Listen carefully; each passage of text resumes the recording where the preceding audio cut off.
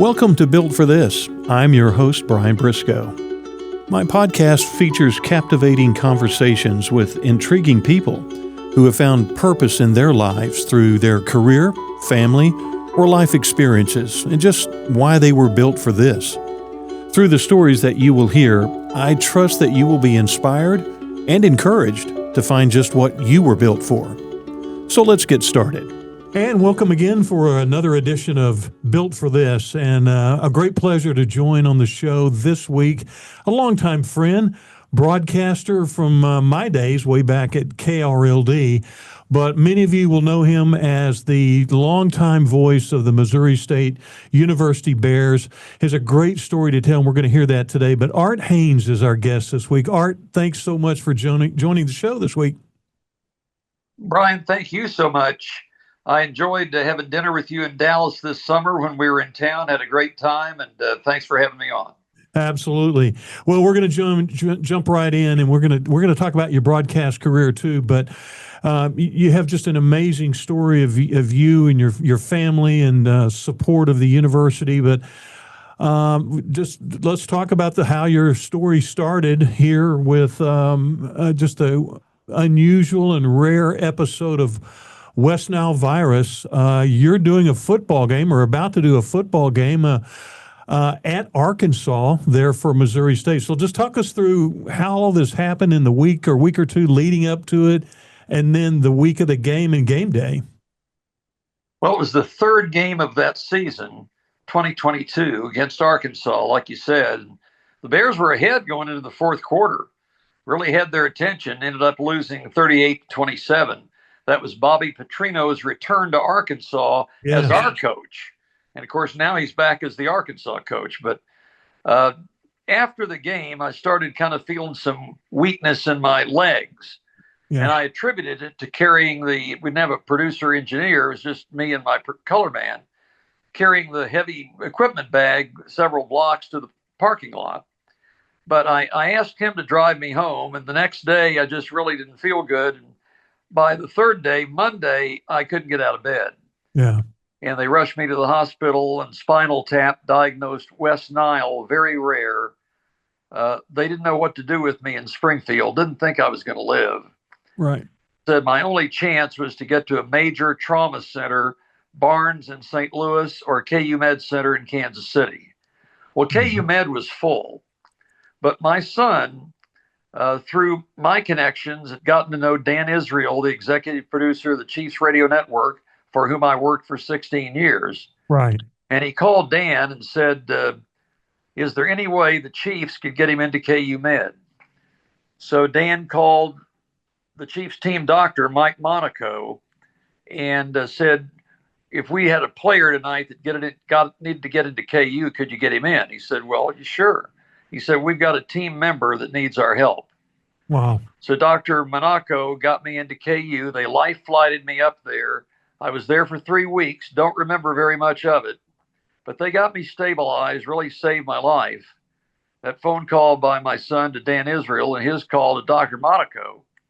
And then I was stabilized and sent to a rehab facility in Lincoln, Nebraska. And the first one was very negative, is world renowned, but didn't work for me. And they'd given up on me. Yeah. But fortunately, just down the street in Lincoln, Nebraska, was another rehab center, and they were very positive and caring, and from day one. And I enjoyed my time there, and I was able to get back to Springfield and get back on the air that next year for at least the home games. I did 2 more years of Bears football, basketball, baseball home games after the diagnosis. And so stepping back just a little bit and just the shock, obviously, of learning what was happening and not knowing what was happening, and going through all of that. I know your wife, Lisa, your family were very close to you and supporting you through this and trying to figure it out. But gosh, what was going through your mind, Art, at that time when you were in the midst of doing football and a long career there, and then all of a sudden, life jumps up and taking a big change, of course? Well, like I say, I don't remember much about the first month, but then I kind of started to get back, and they had said that I might be cognitively challenged afterwards. And it turned out that I am paralyzed from the waist down, but I can use my arms and legs, and I can write. Not great, but I can write. And it was important for me to get back on the air because that's always been my identity. Yeah. So, this happened in September of 22, and I was back on the air in September of 23. They had to build a kind of crow's nest for me because in my chair, I couldn't get close enough to the window in the press booth to see the field completely. But so they did. A little ramp led up to it, my stairway to heaven, and sat up there on my throne and did the home games for 2 years, plus one. Yes. I had said I was going to retire at the end of last season, but the 2025 opener was against SMU of all teams, my alma mater. Yeah. So it was agreed that would be my finale. And so I did that game September 13th, and it was a wonderful day. Couldn't have gone any better. All right, we'll kind of circle back to all of this. You mentioned SMU, your alma mater, and now we'll kind of tie into how we originally meet. But what brought you to Dallas to go to SMU and leave your home state and then decide I'm going to come to SMU and get a journalism broadcast degree? A variety of factors, really, not any one. I was from a town of 13,000 in central Missouri. Probably I grew up a Mizzou fan, but I thought that's a little too big of a campus for me. I wanted something smaller. But the big city appealed to me, being from a small town. I'd spent a lot of time in Texas growing up. I had an aunt and uncle in Beaumont, and we were in Beaumont, Houston, Galveston quite a bit. So I was familiar with that part of the state very much. We were Methodists. That played a little bit of a role in it, and had a great broadcast journalism program. So all these things combined brought me to SMU.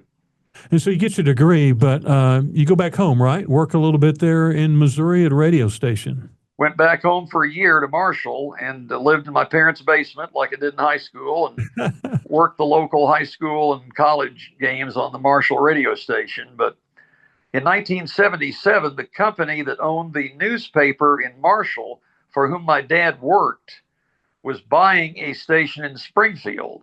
And that came about because the FCC rules of that time caused divestiture. Gannett Company was buying the newspaper in Springfield, but the previous owner also had a radio station next door, and the FCC would not allow both. So they had to sell the radio station. So they did, and they sold it to Stauffer Communications out of Topeka. My dad, working for them, knew that was coming.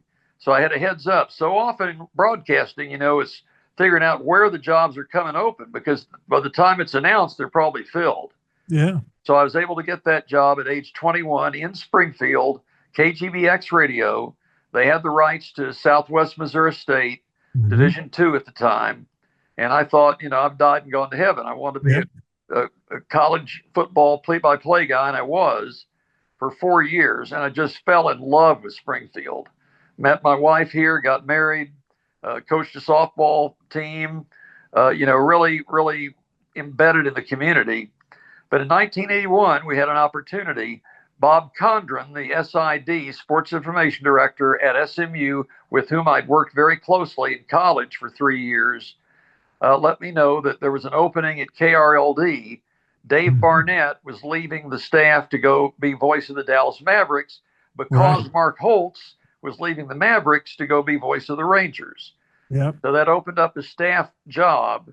I had worked a little bit at KRLD while I was in college, going out reporting on high school football games. And my senior year, I got to host the high school scoreboard show on Friday night. And I volunteered to go with the basketball team to Phoenix and Tempe for a couple of basketball games in December, when the regular announcers were with the Cowboys. So I went out there and did color. So they knew me at KRLD. So I got a call. That was later. So I called them. I called Frank Gleber, with whom I had stayed in close touch. He was the sports director. Yeah, Frank. Legendary guy. Yeah. CBS did the 17th hole of the Masters. number two guy on NFL football every week behind Pat Summerall. And so Frank remembered me, and he said, "Sure, you're hired." I remember that. So Frank hired me over the phone, and I moved to Dallas in October of 1981. And I'm on the staff at that time when you come to Dallas working at KRLD. But elaborate a little bit on that. And you just kind of sort of did that a little bit about checking on jobs, and you need to check on them ahead of time. And if once they're announced, they're already filled. Here's a great example. You know, if that job ever would have been really advertised so much, even though Bob Condren knew about it, they would have had a ton of applicants for that. But over your time, Art, 40 plus years in the business, talk about the importance of making connections and making that network of people like Frank Gleber and like the people you've met there at MSU, and how important that's been. Obviously, it played a huge role with the Kansas City Chiefs and your medical side and needs, because they've got you right into. But the importance of that in your life. Well, I think it's always important to make connections just in your community and broaden your circle of acquaintances as much as you can, just to be a good person. But as far as professional aspirations are concerned, it's everything. It really is. I mean, you talk about that. I got the Chiefs opportunity in 2008. Mitch Holtis, the voice of the Chiefs, had gotten to know me. I did a sports talk show in Springfield for 27 years, in addition to doing the Bears broadcasts. And Mitch was on with me every other Wednesday during football season to talk about the Chiefs. So he knew that I was a big Chiefs fan and knew a lot about the franchise and the team. And in 2008, they decided to make a change in their broadcast and wanted me to be the game day host, pregame, halftime, and postgame. I'd done the same thing for the Cowboys, KRLD, for 3 years. But Carl Peterson was the all-powerful general manager of the Chiefs. Now, he had no say in who the game day pregame host was. He did have say over the play-by-play. But Carl thought he had say over everything. So I had to go up and pass muster. I had a command performance, went in his office, the Holy of Holies on the 50-yard line at Arrowhead. We talked Chiefs football for about an hour, and he took me to lunch and decided I'd be okay. So to further nail that down, Mitch suggested I have prominent people write letters on my behalf. So Vern Lundquist did, someone you and I are very acquainted with in Dallas. Brad himself did. Brad Sham, the governor of Missouri at the time, who I'd not met, but a good friend of mine was close with him, and he sent. So Carl finally said, "Uncle, okay, he's fine." So that's how I got on with the Chiefs. That wasn't really necessary, maybe a little overkill, but that's the importance of having contacts. And let's talk about your time at KRLD when we were all there together. So many of us, you mentioned Frank Gleber, who unfortunately passed away during that time there, but then Brad Sham, who goes on to become the play-by-play voice of the Dallas Cowboys. But the importance that Brad had on your life and really all of our lives, and giving opportunities to work on different broadcasts, and you're able to do college sports and PGA golf and the Southwest Conference in studio shows. But the mentorship there from Brad and your opportunity at KRLD. Well, as you know, Brad was kind of challenging sometimes. You and I both know that. The period after the golf tournaments, the Nelson and the Colonial, until Cowboy training camp, we call the Reign of Terror. Because he was bored and he was trying to think of things to do, and the summer was a little slow other than the Rangers. So he was challenging, but that helped me a lot in developing all aspects of broadcasting. I remember one time he had me do a series on why the Dallas teams were good and the Houston teams weren't. So I flew to Houston, interviewed Al Rosen, who was the GM of the Astros, and Ed Biles with the Oilers, and somebody with the Rockets. Talked with Tommy Bonk, the Houston Post reporter who coined Phi Slamma Jamma. Yes, he So did. I got the Houston end of it, and we melded it with Dallas and did like a 7-part series on that. And Yeah. that was Brad's idea, and he assigned me to do it. As you mentioned, the Southwest Conference Radio. The football was kind of apart from KRLD, but Yeah. Post Communications had the Southwest Conference Radio Network all through the 80s. And they operated out of a, not really a sweatshop, but a I remember that. bunch of cubicles off of Walnut Hill in Dallas, just a strip mall. And there'd be a board operator for every game, and I'd do the pregame, halftime, and postgame for all of them. So I had to remember, now, am I talking to the SMU Baylor audience or the Tech Rice audience? Right. So I wouldn't repeat what they already knew, but that was fast moving, but that was a great opportunity. The PGA golf, that was the most fun I ever had in broadcasting.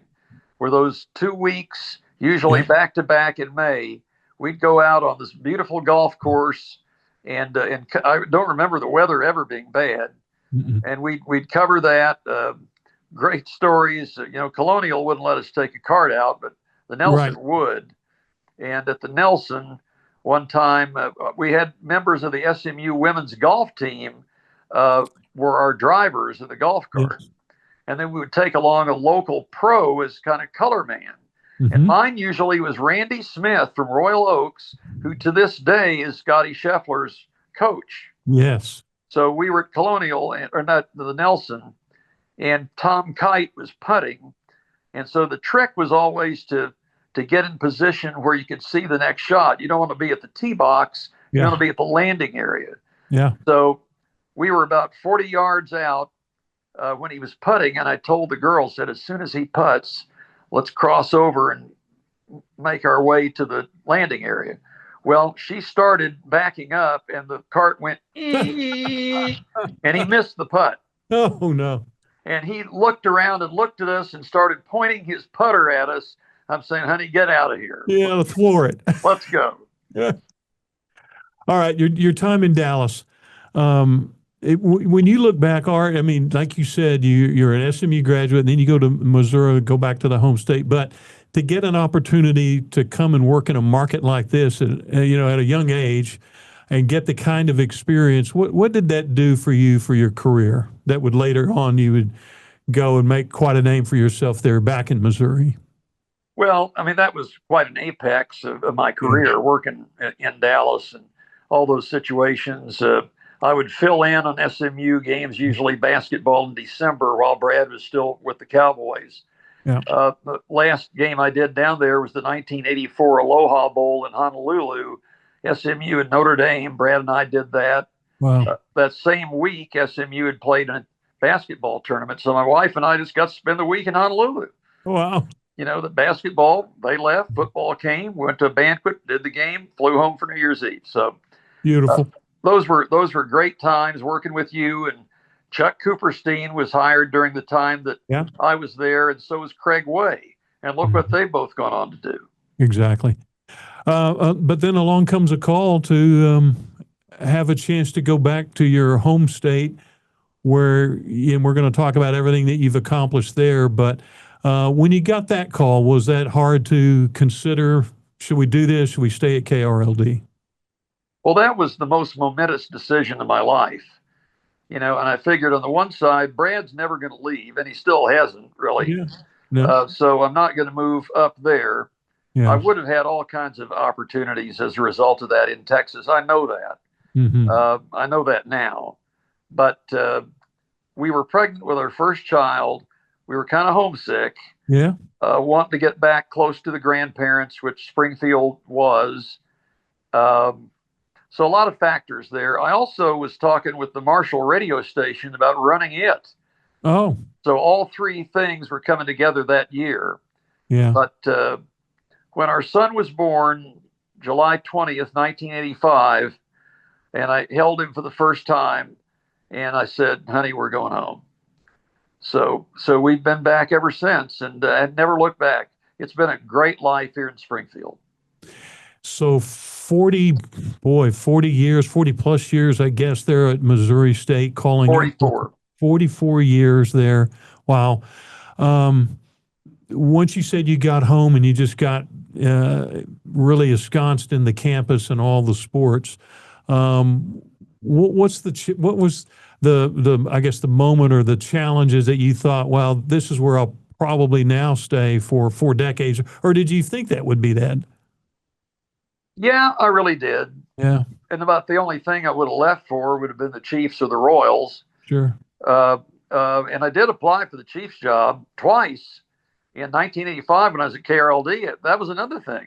Yeah. Chiefs job had come open because Wayne Larrabee had left to go to Chicago, and they ended up making a good hire, Kevin Harlan. Yeah, they did. He's pretty good. Yeah. But I was in the running for that. But see, in '94, Mitch had already laid the skids. He was getting the job. He'd done his homework. He'd kind of laid in wait for a couple of years for when Kevin would go to the network, and that was another pretty good hire. So pretty good. I think those couple pretty good guys there. I mean, I've gotten to know all the Royals announcers real well, and I like those guys. But really, to do baseball, you got to cast your lot with baseball and do minor leagues. That's the path for most of them.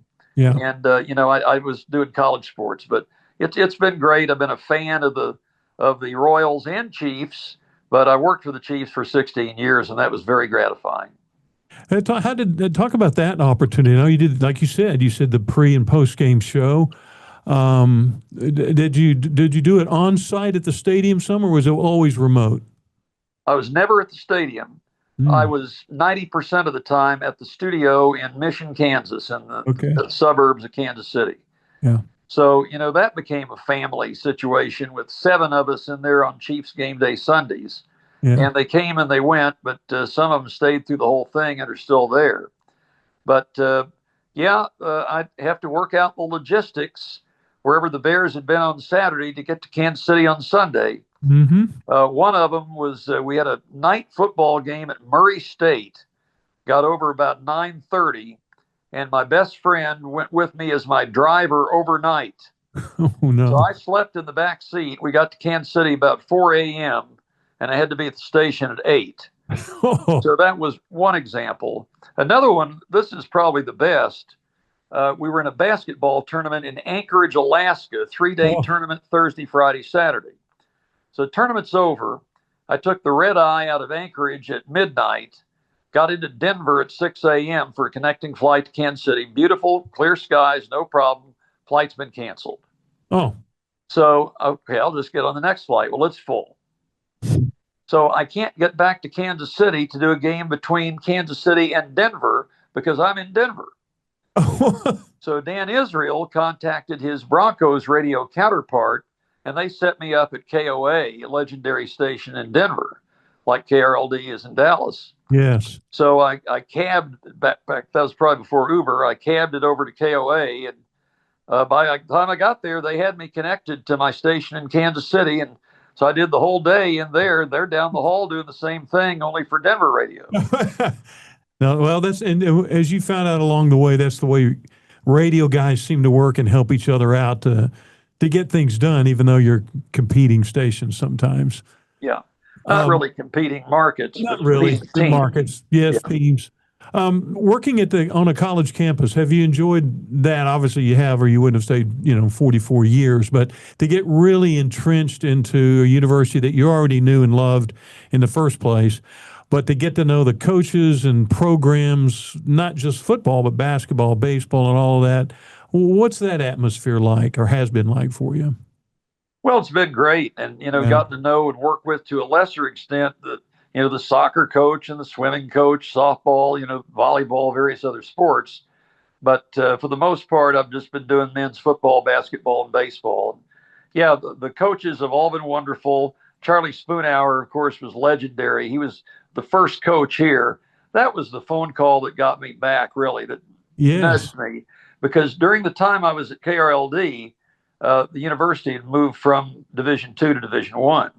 And they'd hired Charlie Spoonhour as the coach. I knew him just a little bit, but he said, we're getting ready to do something pretty special here. And the broadcaster that was filling in had retired, and they need a broadcaster to come back. So that was about all I needed to hear. But Spoon was a classic. Steve Alford, of course, he was great to work with. Our families were close with their kids and our kids. And We went to the Sweet 16 with Steve. Yeah. Barry Henson was the coach for 9 years. He's a riot, just a funny, funny guy. And one of my favorites was Dana Ford, who's now an assistant at SMU. Yeah. Great, great guy with great depth, and really enjoyed being around him. And when we were in town last summer, in addition to having dinner with you, I had breakfast the next morning with Dana and really enjoyed catching up with him. Yeah, great guy, great guy.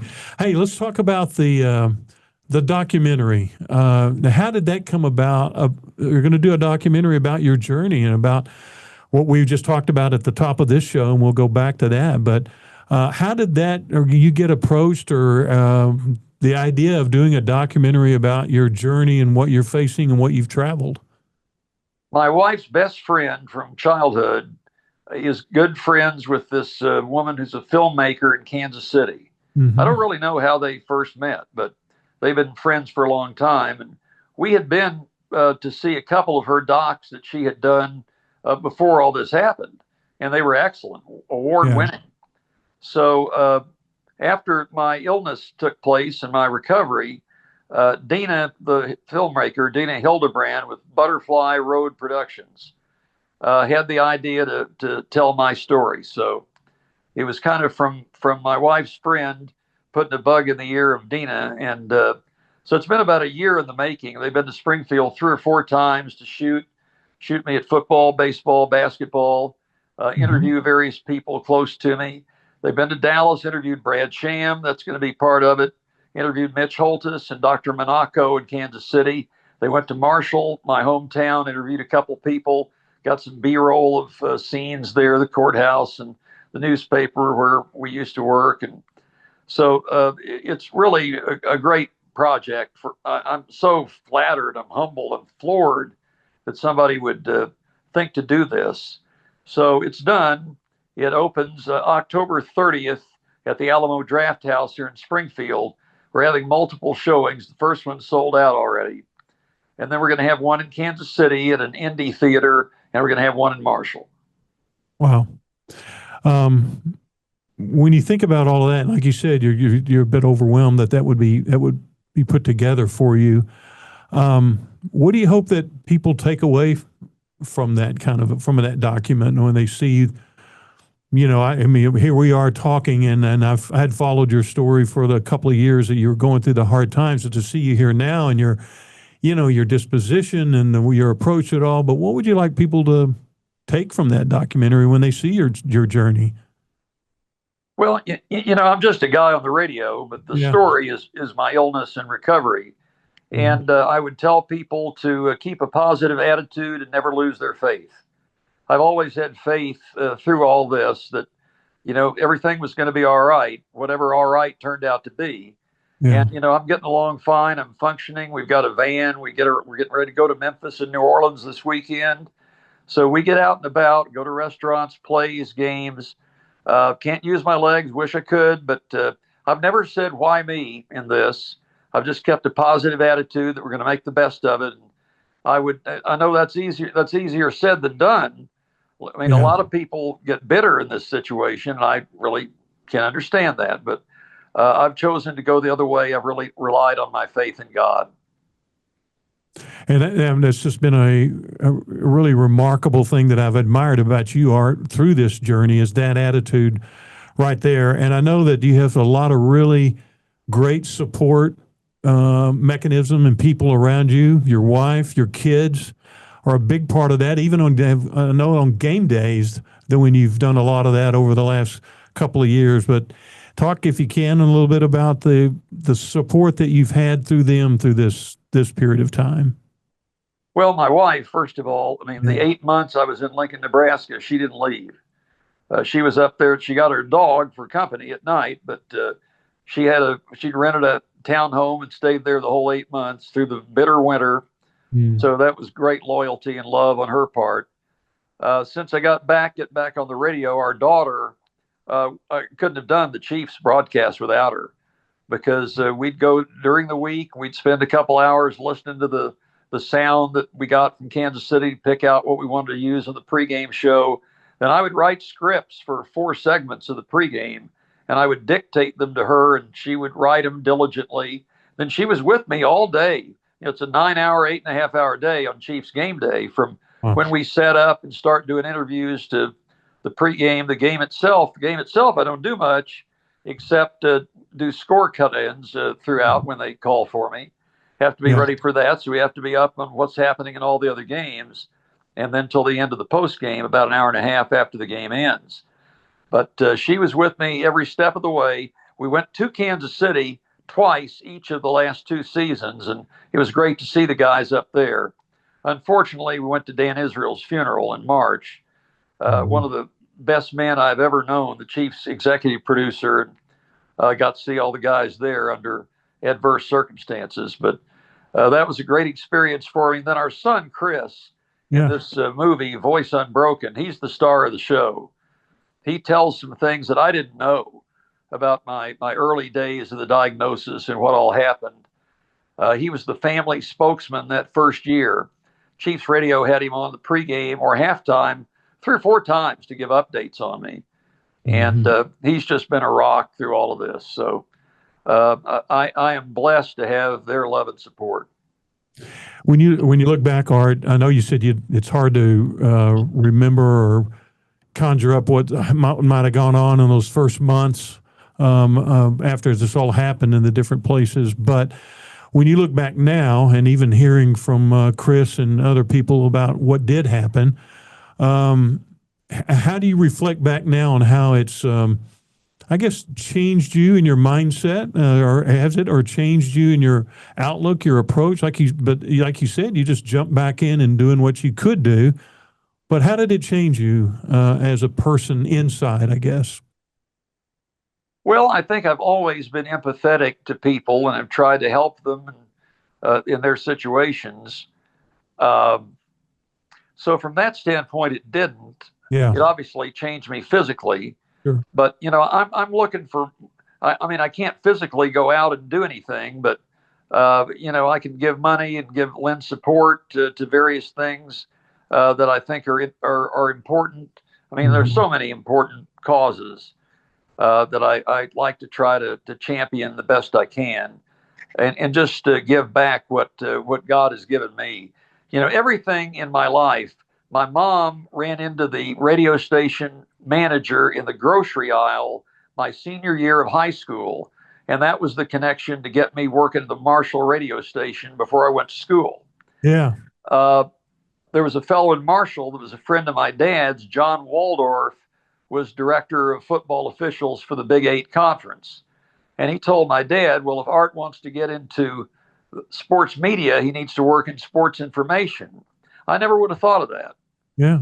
But so that chance meeting with the radio manager and then with my dad's friend led me to SMU Sports Information, which led me to KRLD.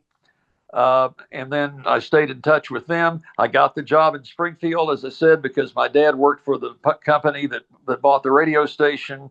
Bob Condren, the SMU SID, helped me get the job in Dallas. And then I made the big decision to come back home.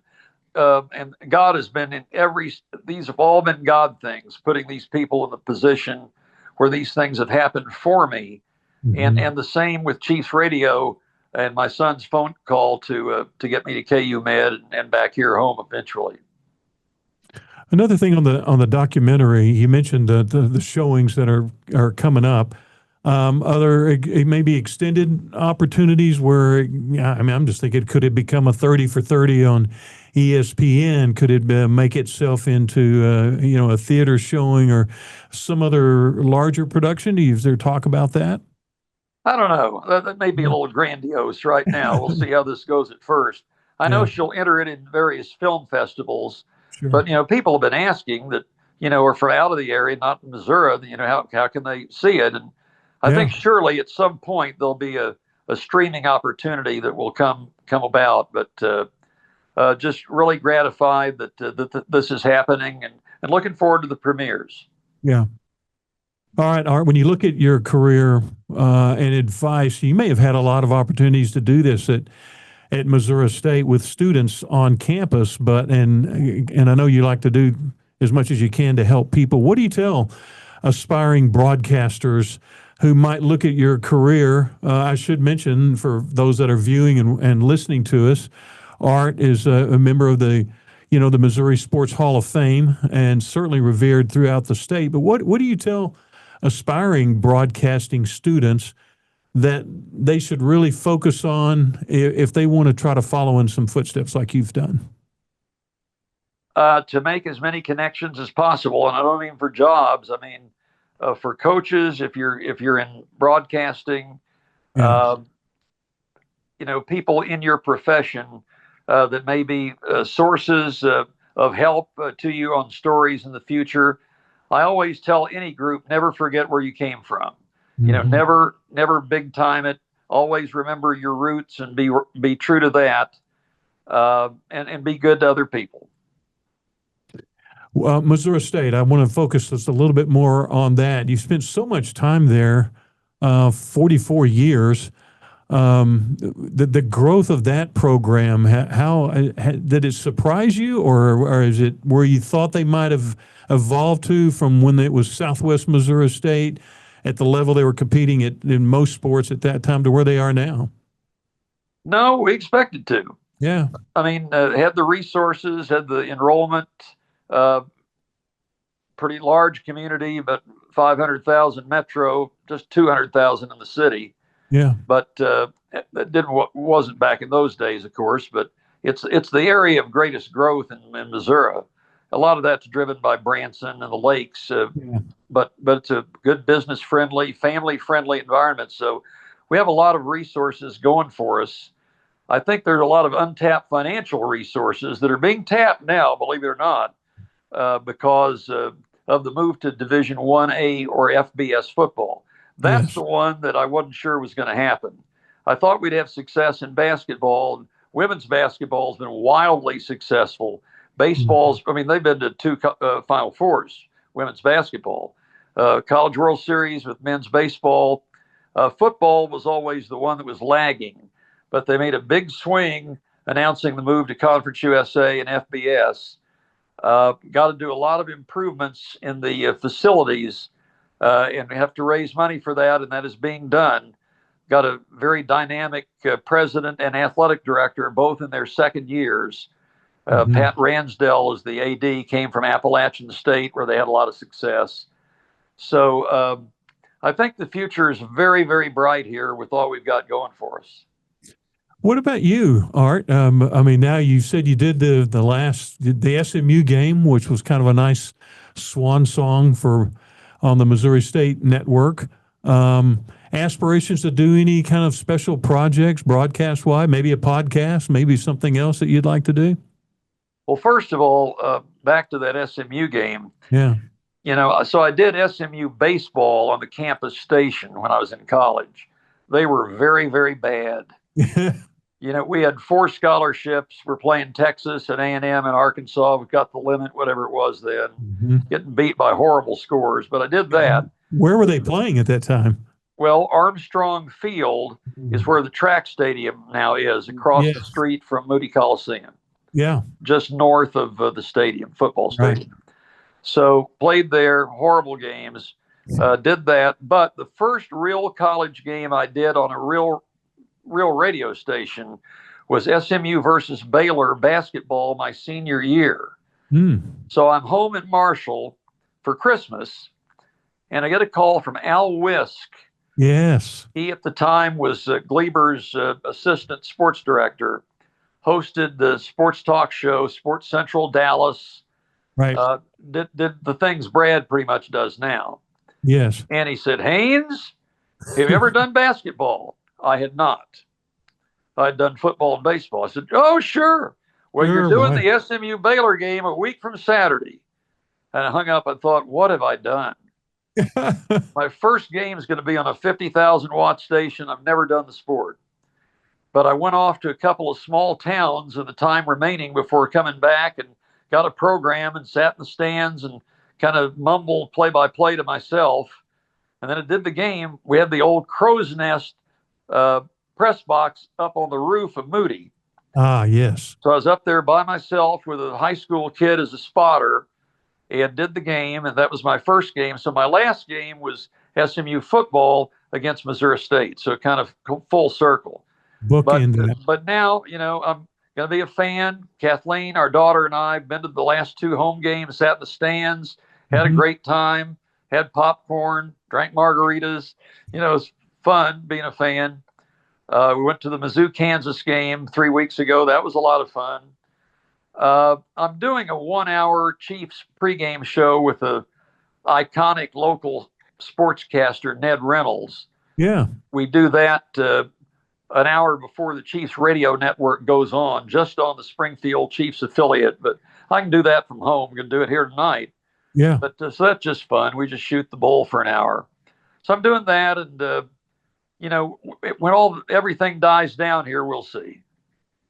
How tough is it to go to a game and just be a fan after calling it for 44 years? I mean, do you feel like you need to have a too deep flip chart in your hand or flip card or something like that while you're watching the game? I kind of would like to have a flip card, but no, I'm fine being a fan. I really am. I really have enjoyed these games. Now, if it gets cold there in late November, I may beg my way into a suite, but until then, we'll be out in the stands, and same for basketball and same for baseball. Well, going back, what a great career, and we've been friends a long time. And then when you went to Springfield, and then to follow your story, like I have over the last couple of years or so. Again, and I'm just looking back on the journey of what happened there at that Arkansas game, and then what has transpired since then. Has it?